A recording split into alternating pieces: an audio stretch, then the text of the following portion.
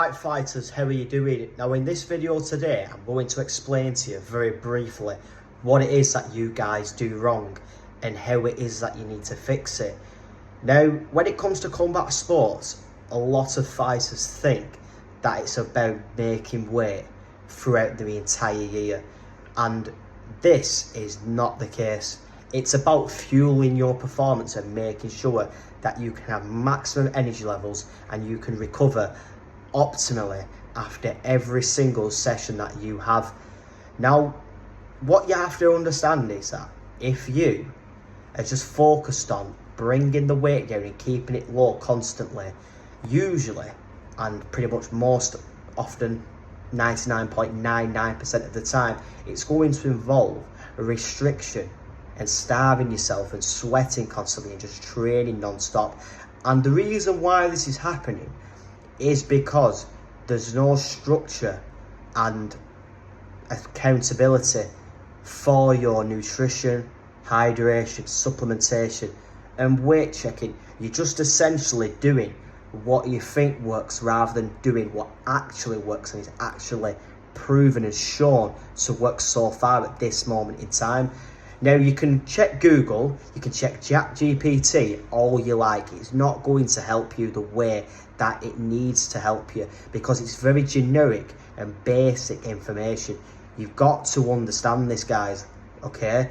Now, when you're winging it and you're not having any structure in place, you're just going through the motions, and you're going to find you're going to repeat this process camp after camp and nothing is going to change, and you're wondering why you're struggling to manage your weight and struggling to perform in both your sessions and your fights. What you actually need to do is you need to just check your weight once, twice, or even 3 times a week. I would recommend you go from Monday and Friday initially on an empty stomach, and then a month out from your fight you check an additional day. I'd recommend a Wednesday morning. The reason why is because you're checking your weight at the start, in the middle and at the end of the week, so then you can see the patterns and then you can make the changes as you need to make. But what I would also do alongside this is I would focus on making up the majority of your food from carbohydrate, because combat sports, MMA, Muay Thai, boxing, Brazilian Jiu-Jitsu, whatever it is based on glycolytic expression. So what I mean by that is your body's going to express glucose, basically carbs, as that quick fire energy. So you need to be consuming the right amount. And what I suggest you do is you go for a range between 3 to 6 grams of carbohydrates for every kilogram of body weight. Do that, and like I say, you can make up the rest of the calories from protein, keep that stable, and then manipulate your fats and your carbohydrates. So what I mean by this is training days, you increase your carbohydrates. Rest days, you lower your carbohydrates because you don't need as much energy. And then if you check your weight throughout the week, you're going to be able to see what's actually happening, and then you can make them changes.